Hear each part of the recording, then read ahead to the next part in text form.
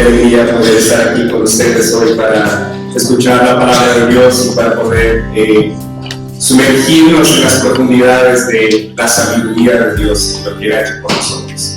Pero antes de escuchar la palabra, por favor acompáñenme orando para encomendarnos al Señor en este momento. Oremos.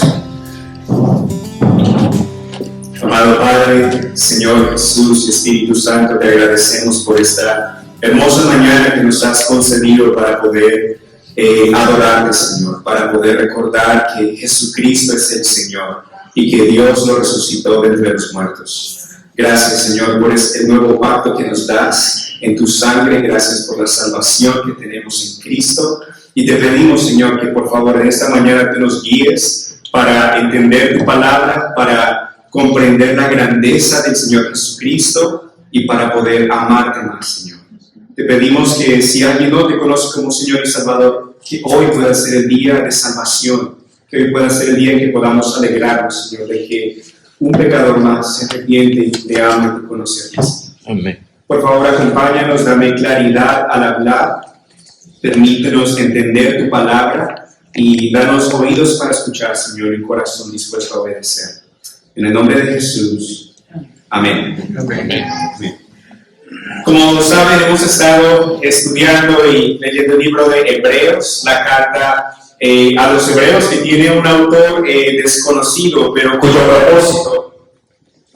propósito es mostrar la supremacía de Jesucristo sobre todas las cosas, la supremacía de Jesucristo sobre los ángeles, sobre los profetas, sobre Moisés, sobre los sacerdotes, sobre Aarón, sobre Melquisedec, sobre los sacrificios levíticos y sobre todas las cosas y sobre todos, para que la audiencia original de este libro abandonara el judaísmo, el antiguo pacto, y ahora siguiera y amara a Jesucristo.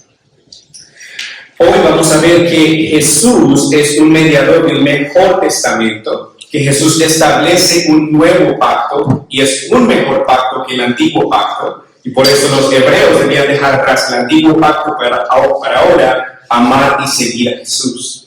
También nosotros podemos entender que el autor nos enseña, por extensión a nosotros, que podemos dejar atrás las tradiciones, dejar atrás el catolicismo, dejar atrás todo lo que pueda ser una piedra de tropiezo para amar y seguir a Jesucristo.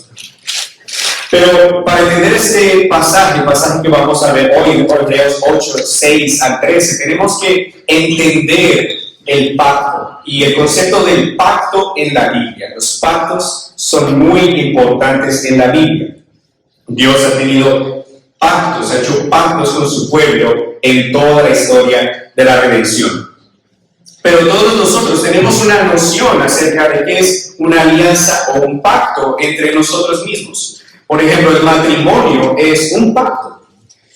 Cuando yo me casé con mi esposa Diana, yo hice un pacto con ella ante Dios y los hombres. Prometí serle fiel hasta mi último suspiro, amarla siempre, estar con ella incondicionalmente, en la enfermedad, en la salud, en la pobreza, en la riqueza, y ser su esposo siempre solo para ella. Ese es un pacto que yo hice con ella y es un pacto que tiene bendiciones. Tiene la bendición que Dios da en el matrimonio, el gozo de estar unidos, y tiene promesas también. Tiene la promesa de que yo le voy a hacer fiel a ella, de que ella me va a hacer fiel a mí, y tiene también condiciones.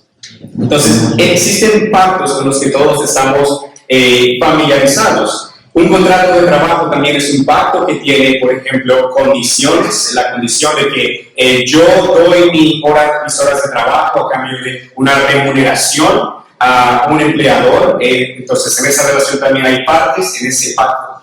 Un contrato de arrendamiento también, por ejemplo, es un pacto. Hay diferentes formas en que hacemos pactos o convenios entre distintas partes. Ahora, en la Biblia encontramos también pactos, y desde la creación del mundo la relación de Dios con el hombre ha estado definida por requerimientos y promesas bajo un pacto. Dios se ha relacionado con un pueblo que siempre ha tenido bajo un pacto. Podríamos definir un pacto en la Biblia como un acuerdo legal incambiable y divinamente impuesto por Dios, que dicta las condiciones de la relación entre Dios y los hombres. Repito. Un pacto es un acuerdo legal en la Biblia, incambiable y divinamente impuesto por Dios, que dicta las condiciones de la relación entre Dios y los hombres. Por lo tanto, en la Biblia podemos ver que los pactos que Dios hace con los hombres, el hombre no puede cambiar o negociar los términos de ese pacto, porque Dios es quien da las reglas de ese pacto, Dios da las condiciones de ese pacto, y no pueden ser cambiadas por el hombre.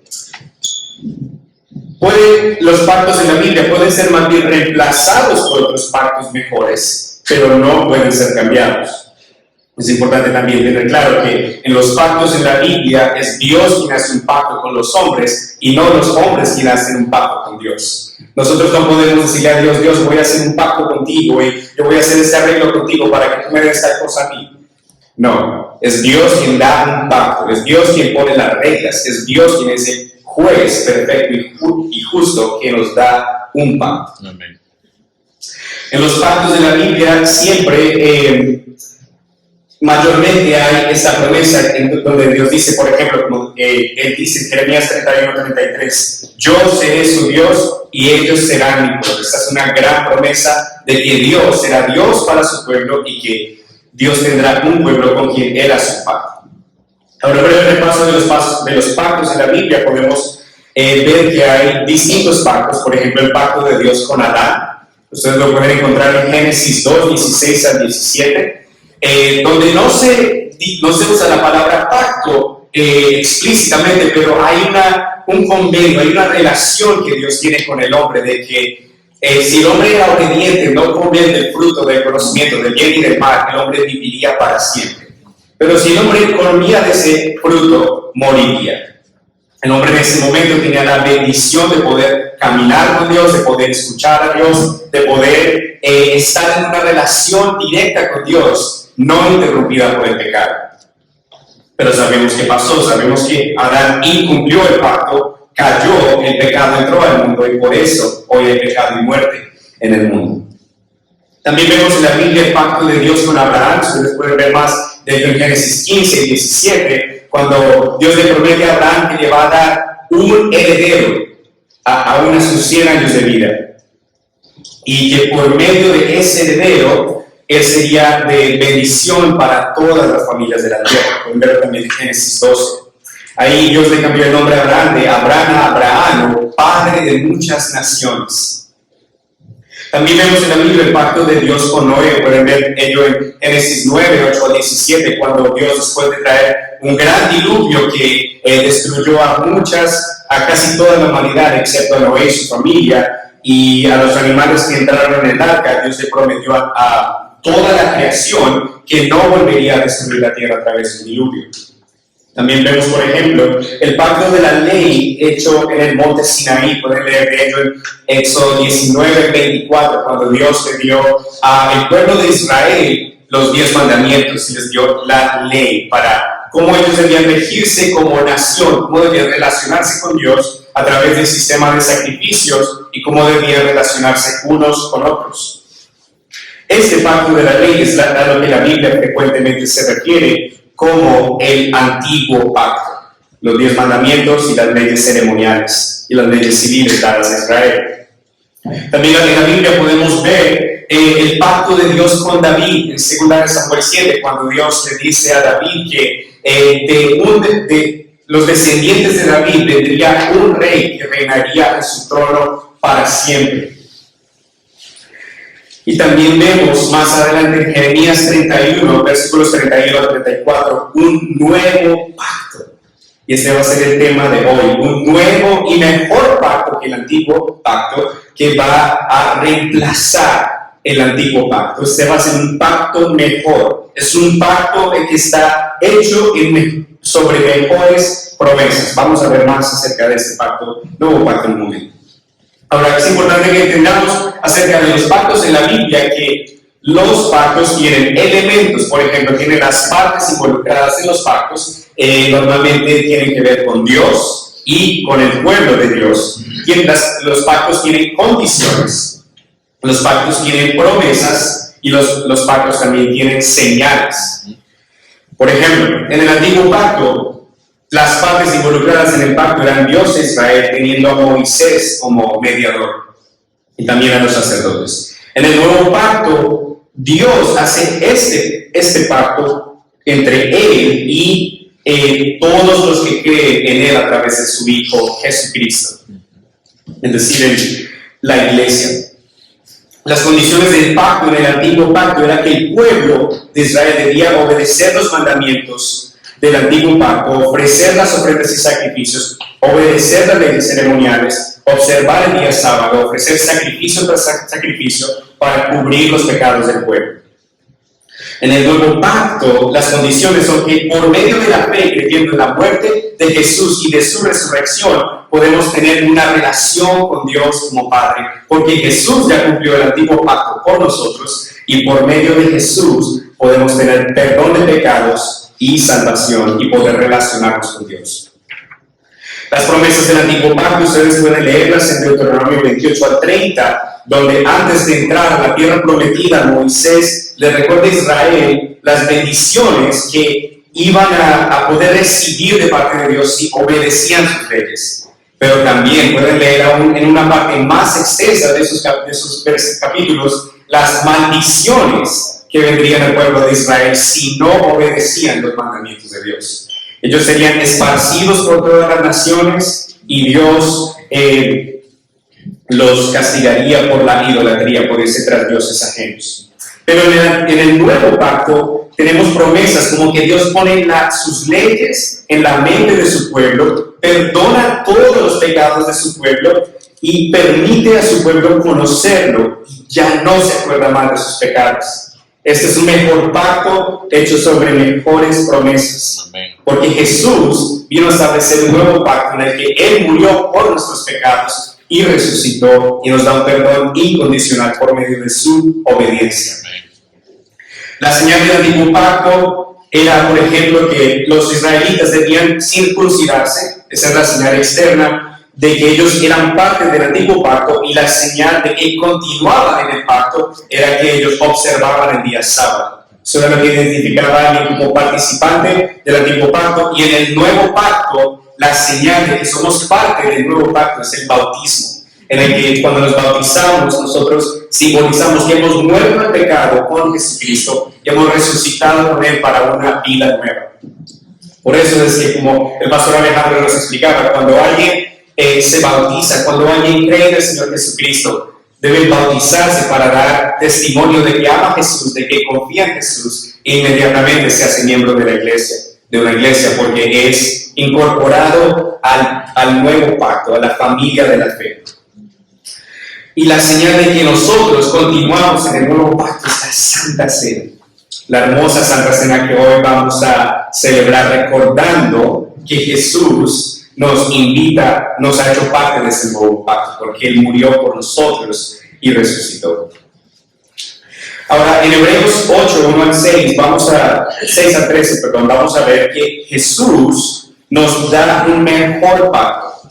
Vamos a ir y pasar por gran parte de la historia para llegar al nuevo pacto, que fue primeramente profetizado en Jeremías 31, versículos 31 al 33, alrededor del año 600 a.C., pero que fue cumplido por nuestro Señor Jesucristo en la cruz e inaugurado cuando Él observó la Santa Cena en el aposento alto, horas antes de ir a la cruz.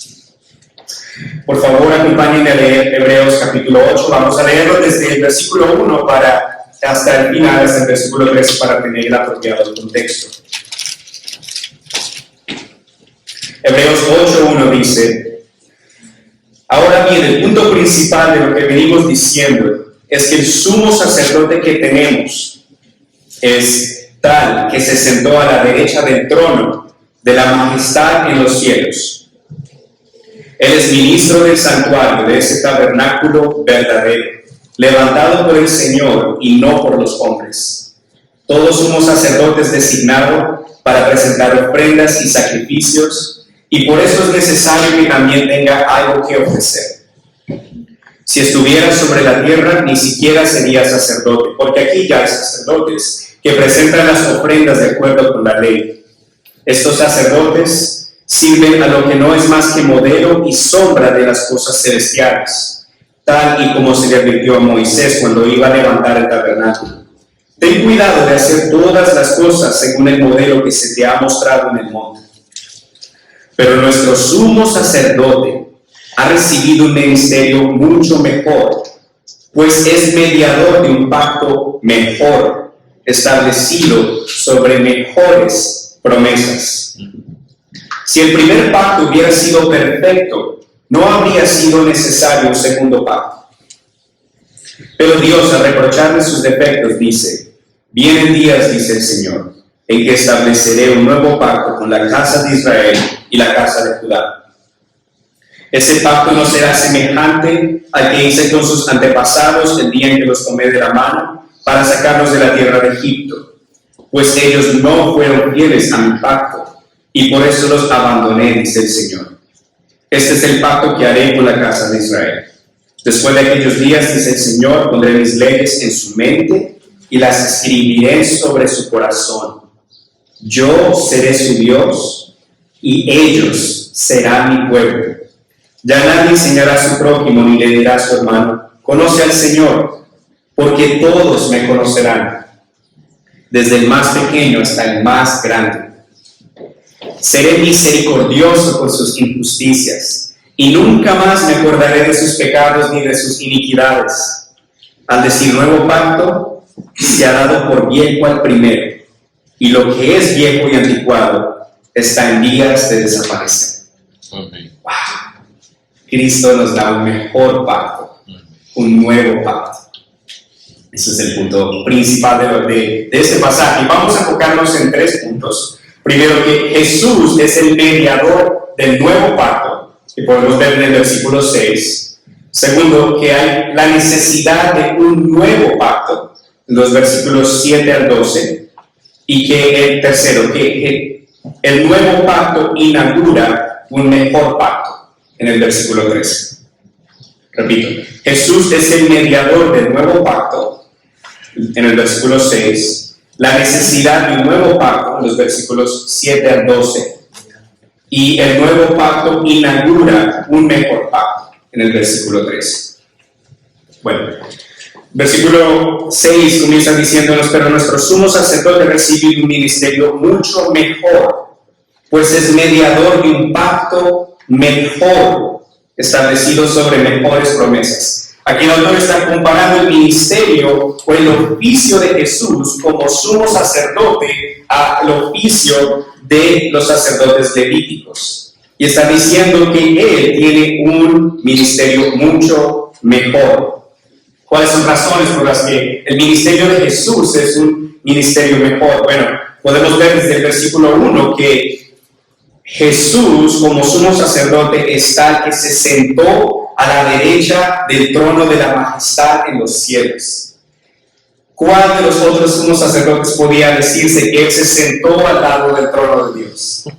¿Quién más podría decir que se ha sentado a la derecha del Todopoderoso?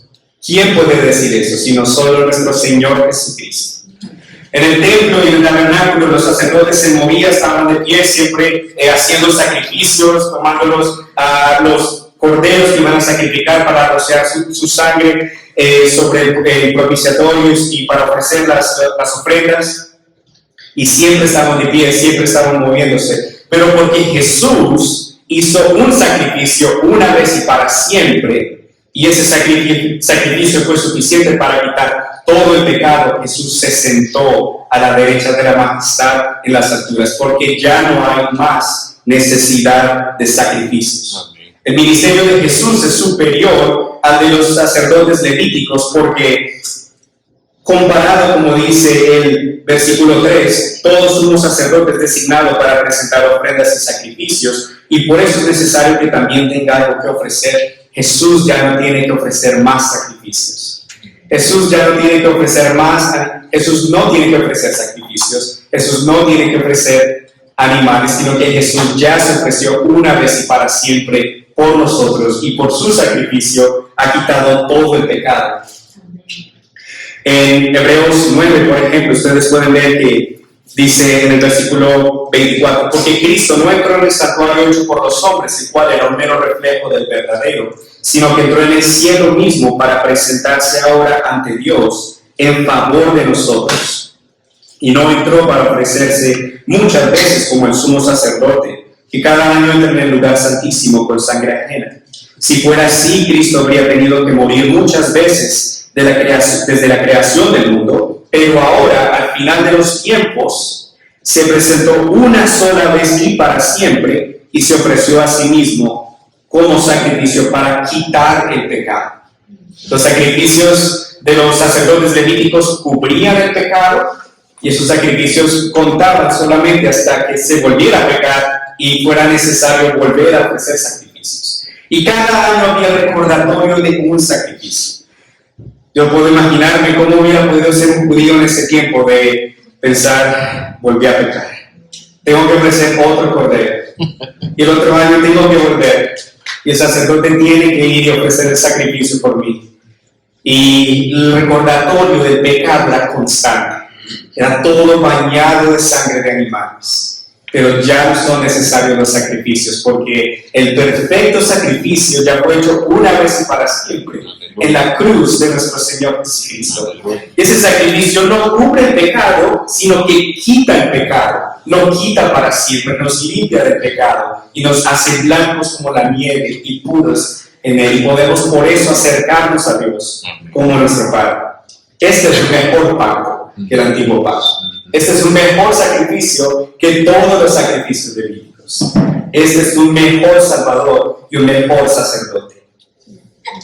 Ahora también podemos ver en el versículo 5 que dice que estos sacerdotes, los levíticos, sirven a lo que no es más que modelo y sombra de las cosas celestiales, tal y como se le advirtió a Moisés cuando iba a levantar el tabernáculo. Ten cuidado de hacer todas las cosas según el modelo que se te ha mostrado en el monte. Dios le dio instrucciones a Moisés muy precisas de cómo debían construirse el tabernáculo, el lugar de reunión con Dios, cómo debían ponerse cortinas y cómo debía haber un lugar santo y un lugar santísimo y cosas muy detalles de un lugar muy hermoso que era el tabernáculo. Pero por más hermoso que fuera este tabernáculo, era tan solo una sombra, era solo un modelo de algo mejor que iba a venir. Y podemos ver que en el versículo 11, Cristo vino ya y es el sumo sacerdote de los bienes venideros a través del tabernáculo más amplio y más perfecto, el cual no ha sido hecho por los hombres, es decir, que no es de esta creación.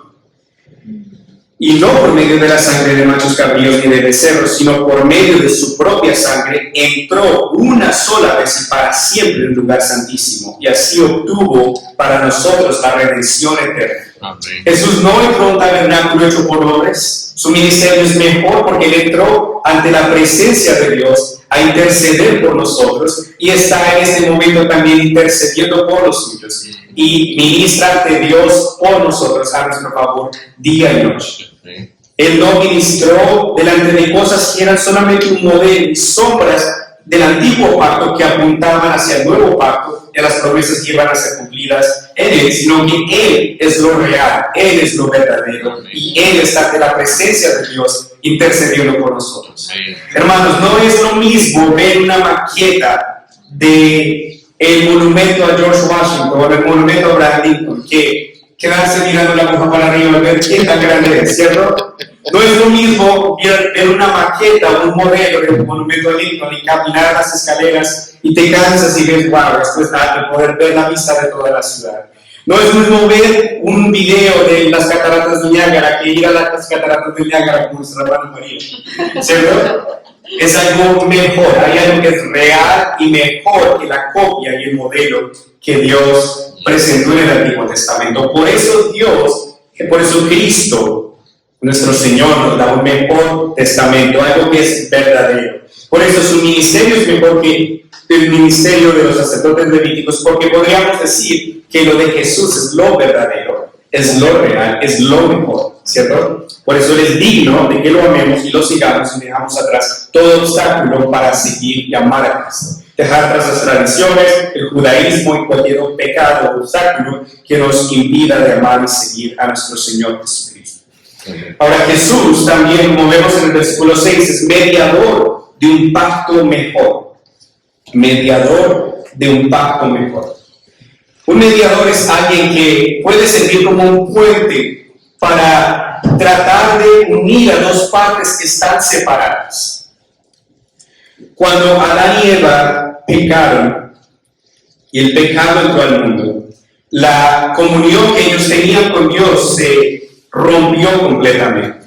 Se creó un abismo grande, un abismo que el hombre no podía llenar por sí mismo para llegar a Dios. Y por eso se necesitaba de una mediación entre Dios y los hombres. En el Antiguo Testamento, los mediadores eran, por ejemplo, los sacerdotes que intercedían ante Dios por el pueblo, ofreciendo sacrificios continuamente para interceder y orar por el pueblo y para cubrir los pecados del pueblo. Ese fue el antiguo pacto que Dios dio, la provisión que Dios dio para cómo el hombre debía relacionarse con el pueblo. Y los profetas también servían para avisar o anunciar el mensaje de Dios, la palabra de Dios al pueblo. Pero Jesús, en el nuevo pacto, en el Nuevo Testamento, es nuestro mediador. Él es nuestro mediador. Primera de Timoteo 2, 5 al 6 dice que Jesús es el único mediador entre Dios y los hombres, el cual se dio a sí mismo el rescate por todos, de lo cual se dio testimonio a su debido tiempo. Jesús es el único puente entre nosotros y Dios. Jesús es el único que puede cerrar este gran vacío entre nosotros y los hombres. Jesús es el único camino, la única verdad, la única vida que nos lleva al Padre. Solamente Él es el único puente que puede acercarnos a Dios. Por eso no necesitamos de María, no necesitamos de los santos, no necesitamos de nuestros antepasados, no necesitamos de nada ni de nadie más, sino de solo de Jesucristo. Amén. Él siempre está dispuesto a escucharnos. Él no está tan ocupado para que no pueda escucharnos. Cristo es nuestro intermediario, Él es nuestro mediador con Dios, con el Padre. Él nos acerca al Padre. Y Él nos da un pacto mejor. Este pacto es mejor porque está establecido, como dice el versículo 6, sobre mejores promesas. Las promesas del Antiguo Testamento, como hemos dicho, las podemos ver en Deuteronomio 28 a 30, y tenía bendiciones por obediencia. Dios prometía engrandecer el territorio de los israelitas, prometía darles comida, prometía bendecirles, prometía estar con ellos, ser su Dios. Esas eran algunas de las promesas del Antiguo Testamento, pero también, como hemos dicho, traían maldiciones por la desobediencia. Sabemos por la historia que los israelitas no fueron capaces, ni tampoco nosotros hemos sido capaces de cumplir este Antiguo Testamento por nuestra pecaminosidad. Y ello es evidente que fue porque la ley no fue dada para salvar. La ley no fue dada por Dios para llevar la salvación, sino más bien para revelar la santidad de Dios y para mostrar la pecaminosidad del hombre y para constituir a Israel como una nación y sobre todo para llevarnos a Cristo, para mostrarnos que necesitamos de un Salvador que nos dé un mejor pacto que pueda perdonar nuestros pecados de una vez y para siempre. Pero las promesas del Nuevo Testamento entonces son mejores. Son mejores porque son permanentes, son mejores porque nos salvan del pecado, nos salvan de la justa ira de Dios en contra de nuestro pecado. Y creo que debemos hacer un paréntesis antes de hablar de las buenas noticias del Nuevo Pacto y del Nuevo Testamento, porque para que podamos ver nuevas noticias debemos entender primero que hay malas noticias. La Biblia es clara en enseñar que la paga del pecado es la muerte, pero la dádiva de Dios es vida eterna en Cristo Jesús, nuestro Señor. La Biblia nos enseña que desde nuestros primeros padres, Adán y Eva, todos hemos pecado y quedado cortos de la gloria de Dios. Que todos en nuestro corazón y por nuestra propia voluntad hemos desobedecido a Dios. Israel es el modelo perfecto de lo que es el hombre sin la gracia de Dios, sin Cristo. Y nosotros también hemos vivido eso. Todos debemos dar cuenta a Dios de nuestro pecado. Pero Dios provee salvación y provee mejores promesas en este nuevo pacto que pueden quitar y perdonar este pecado. Por ejemplo, en el versículo 12 podemos ver que Dios promete ser misericordioso bajo este nuevo pacto con sus injusticias, con las injusticias de su pueblo, y nunca más acordarse de sus pecados ni de sus iniquidades. La promesa más grande del Nuevo Testamento y del Nuevo Pacto es que Jesucristo trae perdón de pecados permanentemente, que Jesús libra del pecado al pecador que se arrepiente y busca al Señor Jesús y que cree en Él y que lo justifica y lo perdona de todos sus pecados. No basado en su obediencia, no basado en el cumplimiento de la ley, sino basado en las obras perfectas de Cristo, quien murió en la cruz por nuestros pecados y quien nos da su justicia para declararnos juntos delante del Padre. Es como ese glorioso intercambio del que cantábamos, en el que Cristo en la cruz tomó nuestro pecado. Él absorbió la justa ira de Dios en contra de nuestro pecado y nuestra desobediencia en su cuerpo. Cuando Él sangró y murió y fue abandonado por el Padre, fue abandonado para que nosotros no fuéramos abandonados. Fue juzgado para que nosotros no fuéramos juzgados. Fue traspasado para que nosotros no fuéramos traspasados. Y por esa muerte en la cruz y por su gloriosa resurrección de entre los muertos, Dios nos justifica y nos declara hijos de Dios. Y nos da su justicia para que podamos hoy presentarnos como santos e intachables ante su trono. Amén. Por eso esa es la gran promesa del nuevo pacto, que Dios ya no se acordará más de nuestros pecados, y eso lo hará porque Cristo tomó el castigo por nuestro pecado y nos dio su justicia. Por eso Cristo nos da un mejor pacto, por eso Él es mediador de un mejor pacto, por eso Él tiene un mejor ministerio que todos los otros sacerdotes levíticos. Ahora, si había un segundo pacto, era porque era necesario tener un segundo pacto, porque el primer pacto no fue suficiente. Versículo 7 nos dice que si el primer pacto hubiera sido perfecto, no habría sido necesario un segundo pacto. El primer pacto tenía un propósito muy específico en la historia de la redención. Como hemos dicho, el antiguo pacto revelaba la santidad de Dios. Dios no quería que su pueblo se fuera tras otros dioses. Quería que entendiera que Él es un solo Dios, Él es santo y que toda la adoración es para Él.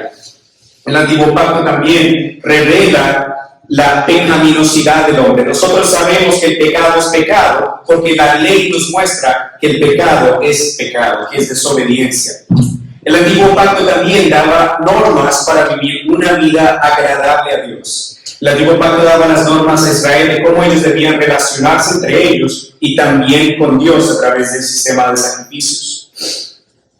Mateo 22, 34 al 40 nos recuerda los dos grandes mandamientos que resumen toda la ley de los profetas que el Señor Jesús nos enseñó. Amarás al Señor tu Dios con todo tu corazón, con toda tu mente, con todas tus fuerzas.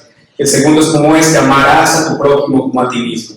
Eso resume que Dios les enseñaba a los hebreos en la ley cómo ellos debían relacionarse entre ellos y con Dios.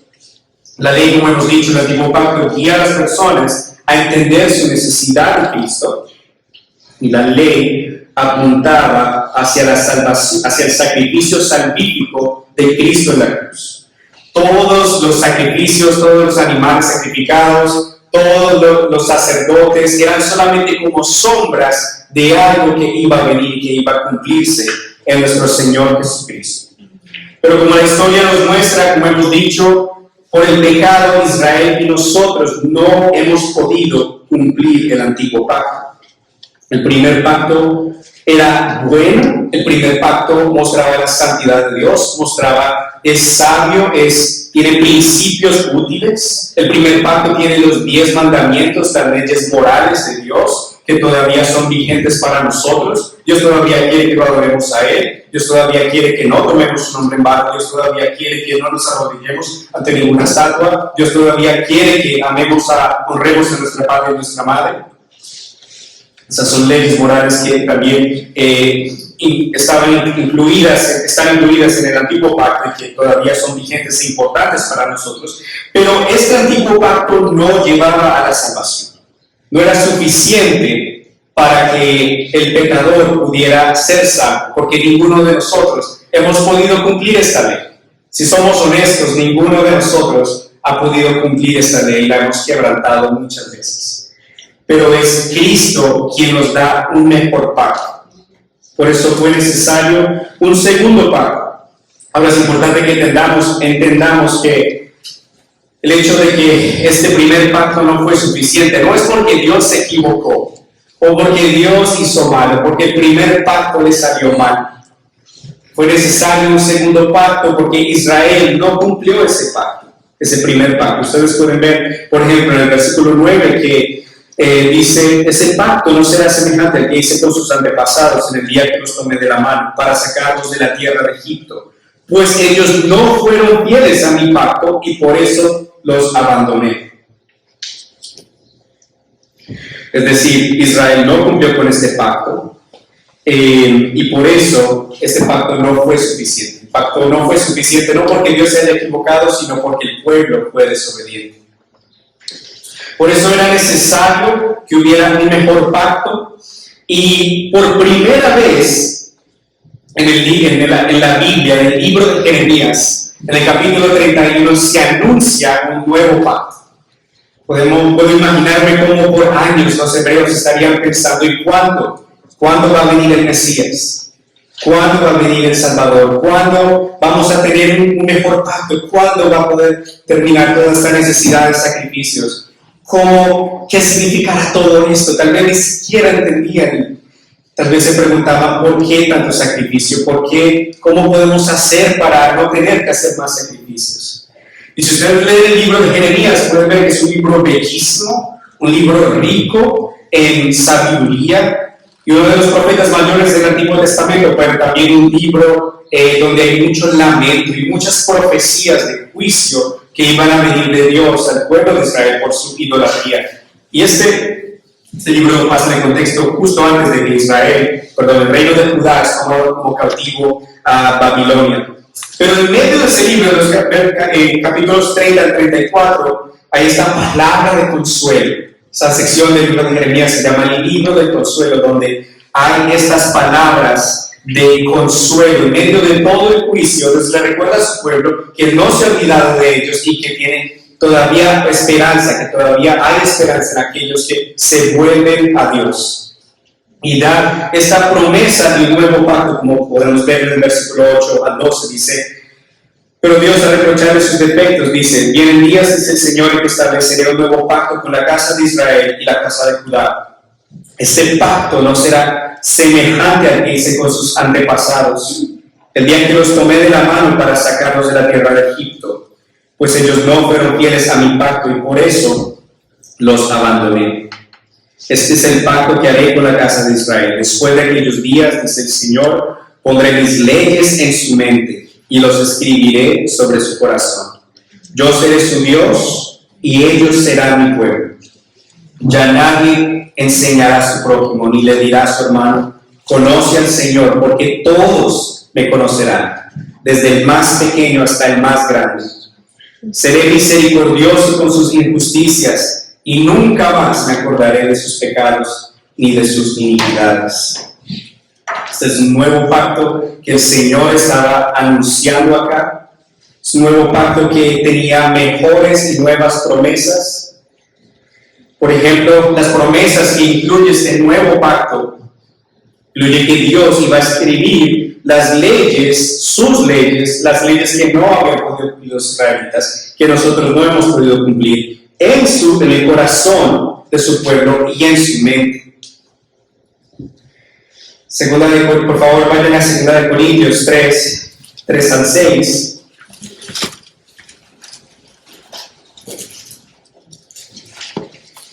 Allí dice Pablo, 2 Corintios 3 al 6, que es evidente que ustedes son una carta escrita por Cristo y expedida por nosotros. Carta que no fue escrita con tinta, sino con el Espíritu de Dios vivo, y no en tablas de piedra, sino en las tablas de corazones que sienten. Esta es la confianza que tenemos ante Dios por medio de Cristo. Y no es que nos creamos competentes por nosotros mismos, como si esta competencia nuestra surgiera de nuestra propia capacidad. Nuestra competencia proviene de Dios, pues Él nos hizo ministros competentes de un nuevo pacto, no de la letra, sino del Espíritu, porque la letra mata, pero el Espíritu vivifica. Dios ha puesto sus leyes en nuestro corazón. Si tú estás en Cristo, si tú amas a Jesús, si tú has creído en el Señor Jesucristo, te has arrepentido de tus pecados, yo creo que tú puedes ver cómo Dios ha cambiado tu voluntad para que, a pesar de que todavía luchas contra el pecado, ahora para ti es un deleite amar a Dios. Y lo que antes era placentero del pecado, ya no tiene sentido. Porque Dios ha cambiado tu corazón, Dios ha quitado el corazón de piedra y te ha dado el corazón de carne, y ahora puedes deleitarte en la ley de Dios, que Él ha puesto en su mente y en tu corazón. Ahora también una bendición y una promesa del nuevo pacto es que Dios es ahora nuestro Dios. Dice el versículo 10, Dios dice, yo seré su Dios y ellos serán mi pueblo.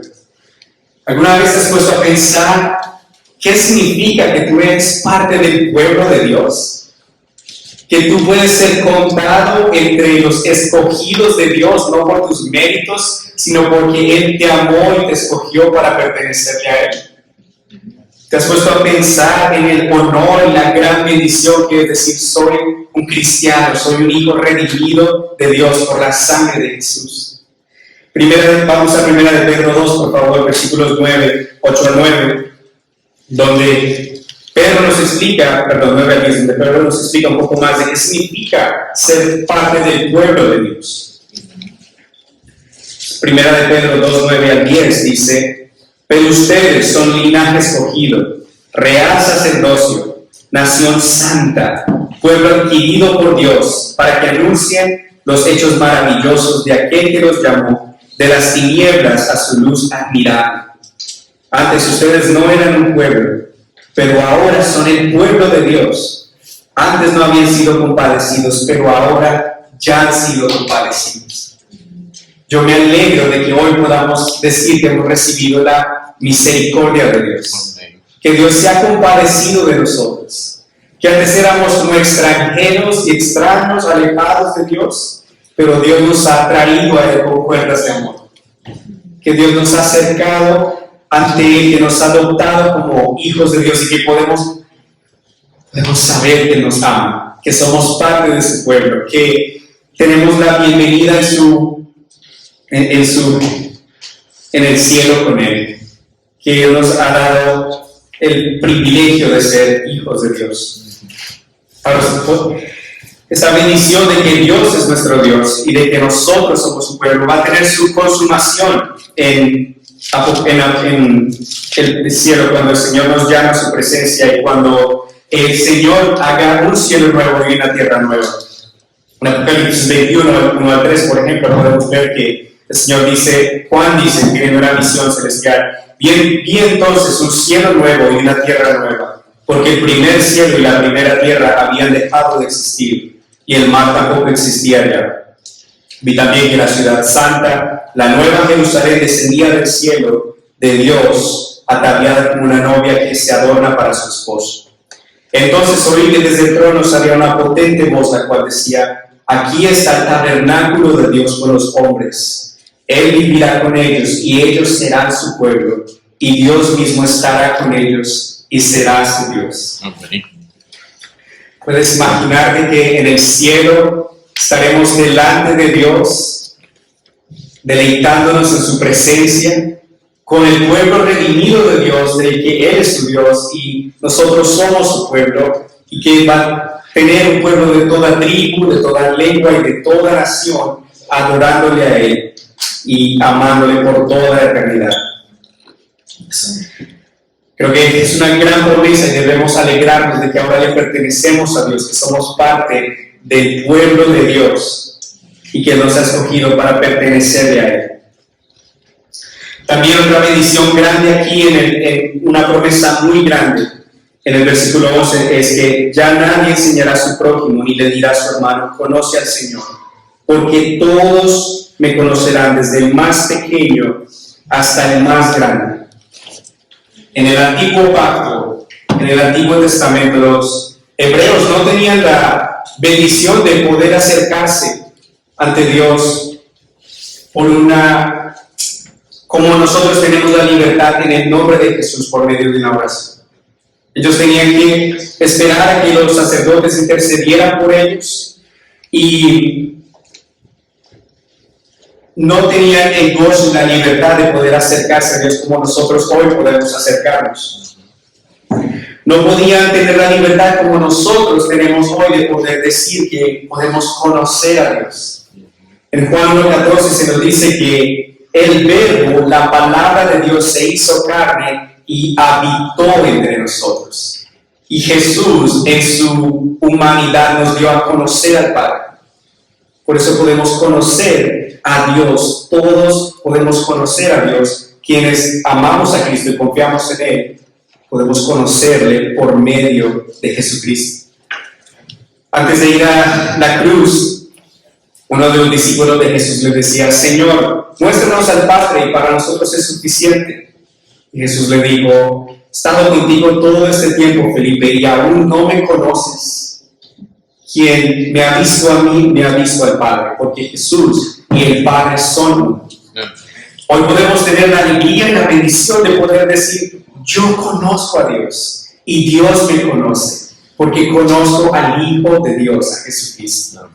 Hebreos 1:1-3 también nos dice que Jesús es la imagen misma de lo que Dios es. Él es el resplandor de la gloria de Dios. Él es la imagen misma de lo que Dios es. Él es quien sustenta todas las cosas con la palabra de su poder. Si conoces a Jesús, tienes la bendición de poder conocer al Dios que creó los cielos y la tierra, al Dios todopoderoso que sustenta el universo con la palabra de su poder. Todos me conocerán, desde el más pequeño hasta el más grande. Y el Señor dice: seré misericordioso con sus injusticias y nunca más me acordaré de sus pecados ni de sus iniquidades. ¡Qué gran promesa! ¡Qué gran promesa! Y qué gran alivio poder escuchar los hebreos en el tiempo de Jeremías, de decir: a pesar de todo nuestro pecado, a pesar de toda nuestra idolatría y maldad, Dios es bueno. Dios va a ser misericordioso con nuestras injusticias y nunca más se acordará de nuestros pecados ni de sus iniquidades. Tal vez ya en Babilonia ellos esperaban esta promesa, cuando Dios va a traer este nuevo pacto. Y nosotros hoy podemos decir que Dios en Cristo, en el cumplimiento de ese pacto en Cristo, es misericordioso con nuestras injusticias, que no se acuerda de nuestros pecados ni de nuestras iniquidades. Y alguien podría pensar: pero ¿cómo puede ser esto de que Dios ya no se va a acordar de las injusticias? ¿Cómo no se va a acordar más de los pecados ni de las iniquidades? ¿Cómo puede ser posible? Si Dios es un Dios santo, un Dios justo, si hay un juez que es consciente de que se ha cometido un gran delito en contra de una familia en una ciudad, sería injusto si lo dejara pasar por alto, si no diera un juicio a ese hombre que ha cometido un crimen horrible. Yo creo que todos estamos de acuerdo que ese hombre debería ser juzgado por lo que hizo. Por eso Dios también debe castigar el pecado. Por eso Dios también debe condenar el pecado. Entonces, ¿cómo es posible que el Señor va a ser misericordioso con nuestras injusticias? No se acordará de nuestros pecados ni de nuestras iniquidades. Es porque Jesús tomó nuestro pecado. Es porque Jesús sí sufrió el castigo por nuestros pecados. Es porque Jesús sí fue obediente. Y fue obediente hasta la muerte de cruz. Y Él tomó nuestro lugar. Él tomó nuestro castigo en la cruz. Él tomó la consecuencia de nuestras injusticias. Él absorbió la ira de Dios por nosotros. Y porque Jesús todo lo pagó, ahora nosotros Ahora Dios puede ser misericordioso con nosotros, puede ser misericordioso con nuestras injusticias, no acordarse más de nuestros pecados porque Jesús ya todo lo pagó, y puede también ser compasivo con nuestras iniquidades porque Jesús ahora nos ha declarado justos por medio de la fe en Él. Hay un himno muy hermoso que dice: todo debo a Él, Cristo lo pagó, de las manchas del pecado, cual nieve me lavó. Todo Cristo lo pagó, todo Cristo lo pagó por ti y por mí. Por su sangre preciosa, el Señor ya no va a recordar nuestras injusticias ni nuestros pecados. Ahora, hermanos, esto es el nuevo pacto, es un mejor pacto, es un pacto superior al antiguo pacto, porque Dios ya no va a recordar nuestros pecados ni nuestras iniquidades. Ya no hay más sacrificios que sean necesarios, porque el sacrificio de Cristo todo lo pagó. Ese sacrificio también, ese pacto también es mejor porque es un pacto eterno. Hebreos 13:20 nos enseña que este es un pacto eterno. Y no te da seguridad de que este es un pacto eterno, de que no va a haber la necesidad de otro pacto. Toda la revelación ya se terminó en la Biblia, no hay más revelación, no hay más escritura. Y aquí sabemos que no, por la palabra de Dios, que no va a haber otro pacto. Te da confianza en el Señor de saber que Él es fiel, que cumple sus promesas y que Él te ha dado un pacto por el que ya no se acuerda de tus pecados. Nosotros vivimos en un mundo cambiante, un mundo en el que no hay mucha estabilidad, donde las cosas cambian en un solo minuto, donde no sabemos qué pueda pasar mañana. Pero Dios nos da un pacto eterno, un pacto que no cambia, un pacto perfecto, un pacto por el que nos ha perdonado los pecados, un mejor pacto, un pacto por el que Él ha puesto sus leyes en nuestro corazón, un pacto por el que Él nos permite conocerlo. Esta es una gran esperanza. Es la esperanza, por ejemplo, como dice en Hebreos capítulo 6, versículos 19, donde dice: esta esperanza mantiene nuestra alma firme y segura como un ancla y penetra hasta detrás del velo, donde Jesús, nuestro precursor, entró por nosotros y llegó a ser sumo sacerdote para siempre, según el orden de Melquisedec. Esta esperanza mantiene nuestra alma firme y segura como un ancla. Imagínate el océano más profundo, esta ancla pesada que va hasta las profundidades del mar y se entierra ahí y no hay nada que pueda mover ese barco porque esa ancla lo mantiene firme. Y por más que puedan haber tempestades y puedan zumbar el barco y moverlo de lado a lado, ese barco no se va a hundir. Ese barco no se le va a llevar la tempestad porque está firmemente anclado en esa ancla que es nuestra esperanza, que mantiene nuestra alma firme y segura. Hermanos, yo sé que hemos pasado por momentos difíciles. Sé que algunos han perdido a seres queridos y amados. Sé que no son momentos muy fáciles para algunos de nosotros, pero el Señor mantiene nuestra alma firme y segura como un ancla.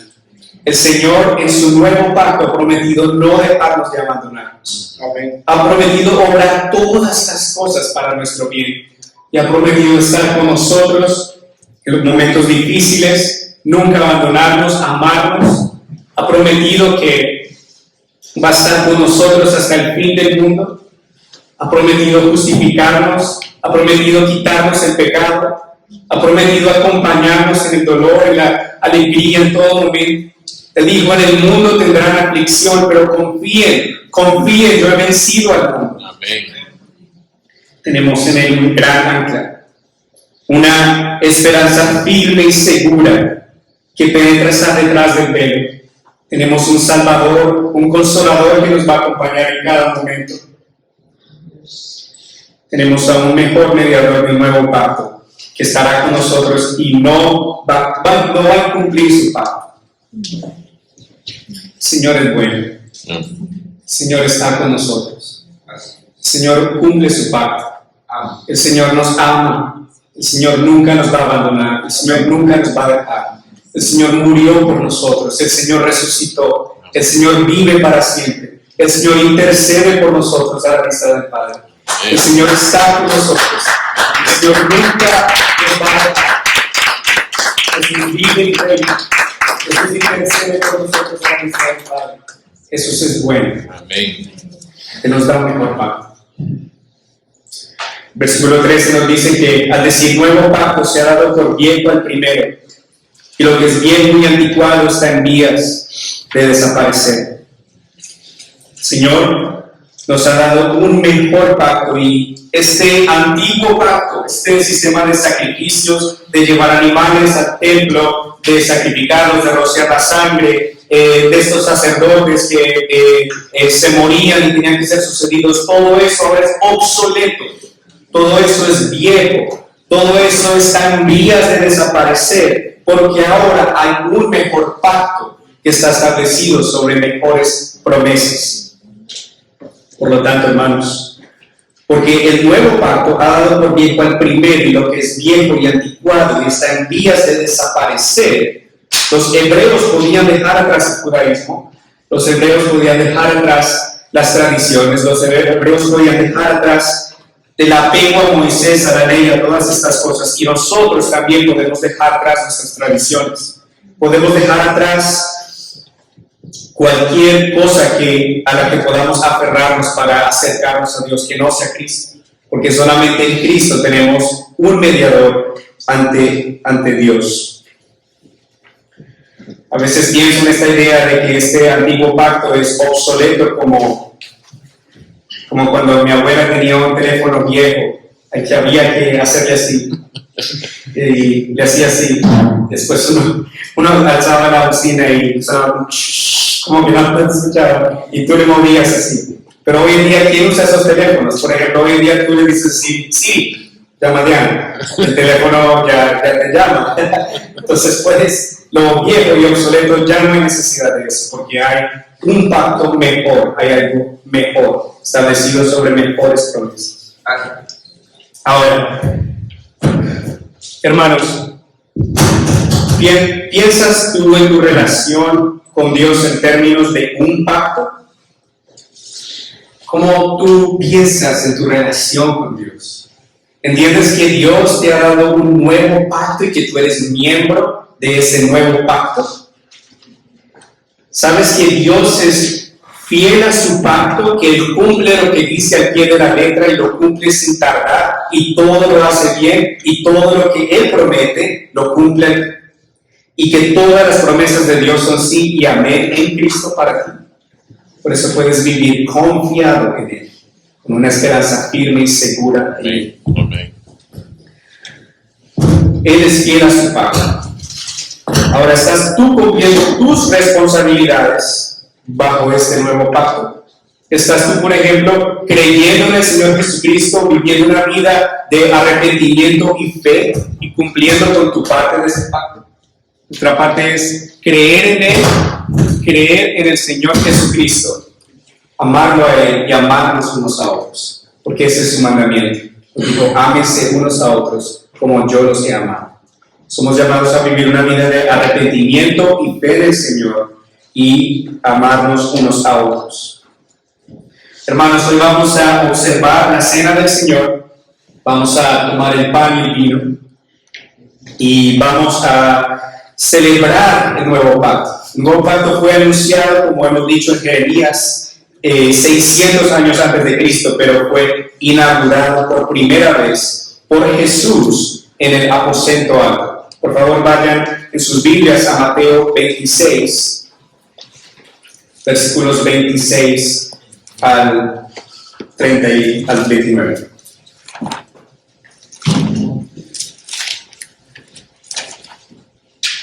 Mateo 26, 26 al 29 dice: mientras comían, Jesús tomó el pan y lo bendijo. Luego lo partió y se lo dio a sus discípulos y les dijo: tomen, coman, esto es mi cuerpo. Después tomó la copa y luego de dar gracias la entregó a sus discípulos y les dijo: beban de ella todos, porque esto es mi sangre del nuevo pacto, que es derramada por muchos para el perdón de los pecados. Yo les digo que desde ahora no volveré a beber de este fruto de la vid hasta el día en que beba con ustedes el vino nuevo en el reino de mi Padre. Y nuestro Señor inauguró este nuevo pacto, el pacto en su sangre que fue derramada por muchos para el perdón de los pecados. Ahora, amados hermanos, queremos invitarles a participar en la Santa Cena. A todos los que sean creyentes, bautizados, viviendo una vida de arrepentimiento y fe. Queremos invitarles a recordar este nuevo pacto. Y si tú todavía no has creído en el Señor Jesucristo, o si todavía no eres parte de este nuevo pacto, te invitamos a que te preguntes por qué. ¿Por qué todavía no has creído en el Señor Jesucristo? Él tiene una mejor promesa, tiene una mejor bendición que todo lo que el mundo pueda ofrecer. Amén. Él es mejor que el nuevo pacto. Él vino a morir por nuestros pecados y a resucitar, a darnos vida eterna y a darnos gozo en Él. Jesús vino a darnos una mejor promesa y Él es mejor. Y Él nos habilita ahora para vivir bajo este nuevo pacto. Entonces vamos a celebrar esta señal del nuevo pacto. Este pan y este vino no nos salvan. No comemos este pan ni este vino para ser salvados, sino para recordar que Jesús murió por nosotros y resucitó, y que por su muerte en la cruz y resurrección somos salvados. Vamos a recordar este nuevo pacto. Entonces les invito a los hermanos creyentes bautizados que por favor pasen adelante y tomen el pan y el vino, y después oraremos y tomaremos los elementos.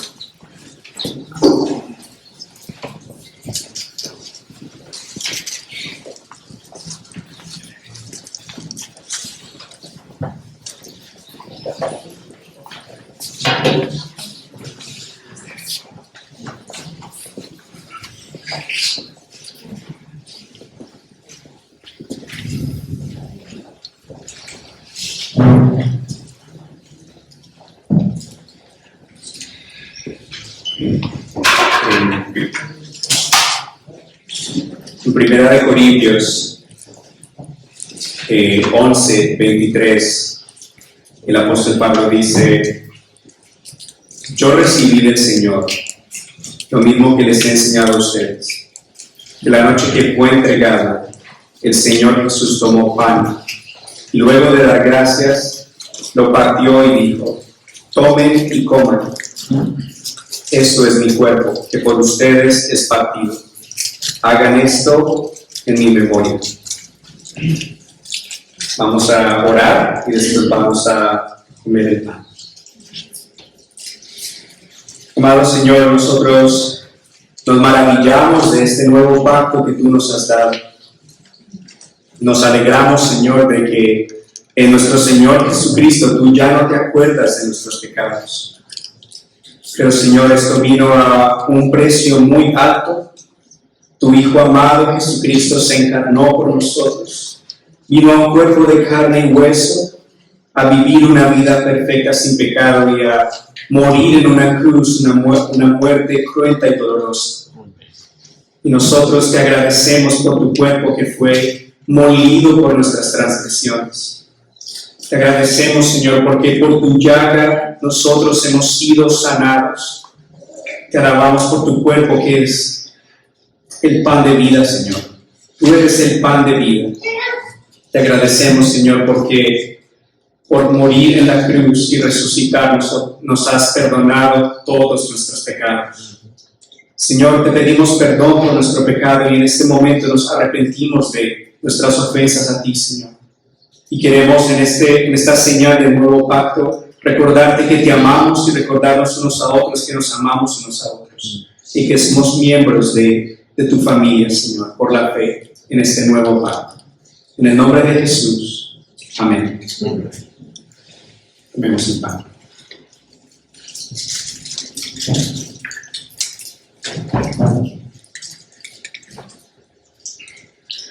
Asimismo, después de cenar, tomó la copa y dijo: esta copa es el nuevo pacto en mi sangre. Hagan esto cada vez que la beban en mi memoria. Por lo tanto, siempre que coman este pan y beban esta copa, proclaman la muerte del Señor hasta que Él venga. Vamos a beber el vino recordando la sangre de nuestro Señor Jesucristo, la sangre del pacto que fue derramada por el perdón de nuestros pecados.